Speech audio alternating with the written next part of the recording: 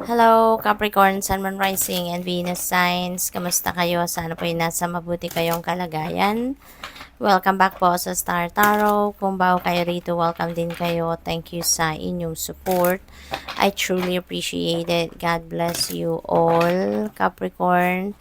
Pauna mensahe po ninyo ay Nine of Pentacles. Ayan, so this is about abundance. This is about material security,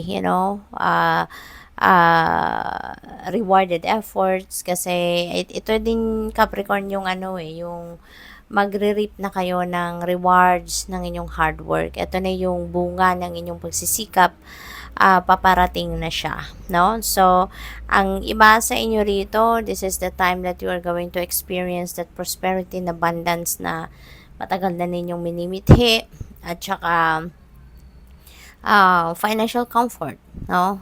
Ito na yon. Ito na yung maaaring minamanifest ninyo na kaluwagan sa pera.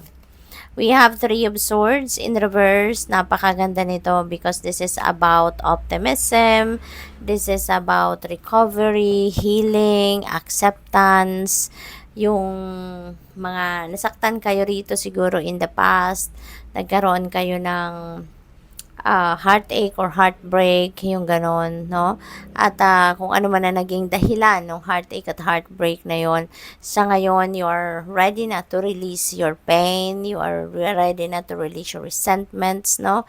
At papunta na kayo sa pag-recover from whatever pain na naramdaman ninyo, papunta na kayo sa healing process. Kaya napakaganda nitong mag-move on na kayo. We have Three of Pentacles. Ayan. So, synchronicity ito, no? So, meron tayong dalawang 3.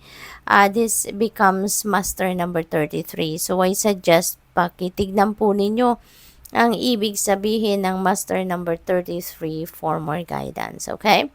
So, maaari din ngayon, Capricorn, baka merong tumutulong sa inyo, no, na makarecover na kayo from this pain. Maaaring merong nag-a-advise sa inyo, merong sumusuporta sa inyo, no, emotional support ang maaaring nakukuha ninyo rito, or maaaring naaano ninyo na tawag dito, nare-receive ninyo from someone. Probably then, no, sa trabaho ito, kung related naman ito sa trabaho, probably this is also teamwork, no, na magkakaroon kayo. Maybe you are going to work in a team, maybe you are going to work hand in hand with another person dito, baka magtutulungan kayo pagdating sa inyong trabaho, pagdating sa inyong proyekto, or kung ano man ang inyong pinagkakaabalahan. Okay? What else? We have Ace of Pentacles. Ayan. So, dito sa Ace of Pentacles, this is new beginning in terms of your finances. So, napakaganda nito kasi it's either financial blessings ang dadating sa inyo, as in kaperahan na talaga, or baka financial opportunities, no? Na baka may bagong trabaho, may bagong career, may bagong business venture siguro na nasisimulan kayo rito, no? So probably nandoon or along those lines ngayon ang pinagkakaabalahan ninyo.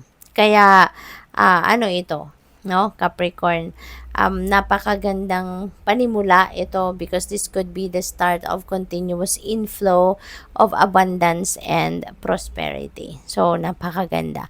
Maaari din na meron kayo ritong pagbabago na talaga sa inyong financial landscape. Baka ito na yung pagsisimula ng tuloy-tuloy, no, na stability ninyo pagdating sa pera.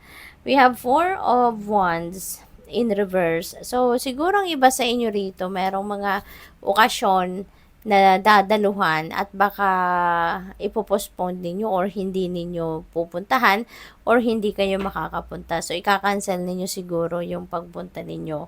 Or baka meron ditong problema, no, na nag-arise. Kaya hindi kayo makakarating doon, or kung kayo man yung host ng celebration na ito, ng party na to, baka kayo yung magka-cancel, no? We have King of Swords. Ayan. So, this represents someone na nasa mataas na posisyon sa kanyang trabaho, baka isa siyang manager, boss, ganon. At maaaring siya yung kakailanganin mong kausapin. Maybe you are going to consult something, no? Baka kailangan mo ng kanyang professional advice, maaaring ganon. Kaya maaaring lalapit ka sa kanya at may mahalaga kayong pag-uusap. Hierophant, ayan. So, maybe you are needing some advice talaga sa ngayon, ano, Capricorn. Depende sa inyong sitwasyon. Iba-iba nga nito. Iba-ibang area of life ito siguro. Dito sa Hierophant kasi, baka kailangan ninyo rin dito ng advice ng mentors, life coach, spiritual guide, spiritual counselor, mga ganon, ano. Siguro meron kayong mga kailangang advice na hindi siguro ninyo maririnig dito kay King of Swords, kaya pupunta kayo sa other people na may hinahanap kayo dito, no? May hinahanap kayong advice or opinion, no, na makakatulong sa inyong sitwasyon na hindi ninyo siguro nahanap dito kay King of Swords, kaya dito kayo, no, kay Hierophant energy. So, maaari din na kayo, no? Baka kayo dito yung nagbibigay ng advice. Baka kayo yung nilalapitan din ng mga tao when they need some advice, no? So, pwedeng kayo rin yung nag-share dito ng inyong wisdom. So, possible din yon. Ace of Swords, so meron tayong dalawang aces, Ace of Swords at saka Ace of Pentacles.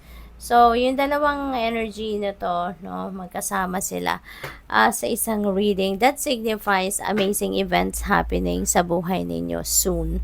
No? So, depende sa inyong sitwasyon, no? Iba-iba tayo ng sitwasyon, but definitely, this is exciting, no? This is something na this is something na talagang maa-amaze kayo. This is, parang there is a serendipity, no, na napipick up ko rito for some of you. Sa Ace of Swords specifically, no, this represents clarity, no? So maybe you are really seeking for clarity, you're really seeking for enlightenment, and definitely you are going to get that. You are definitely receiving what you need, no? Sa ngayon, kung ano man yung kailangan ninyong clarity of mind, kung ano man kailangan ninyong enlightenment, no? Additional information, insights, no? You will definitely get that. Maaari din na breakthrough ito, no, na napaparating sa inyo rito, kaya you'd be able to move forward na sa buhay. And then victory energy din ito, so definitely magtatagumpay kayo. At since meron tayong Ace of Pentacles, meron tayong Nine of Pentacles, so definitely there is some kind of financial success coming your way. So good luck. Thank you for watching. Love and light. Namaste.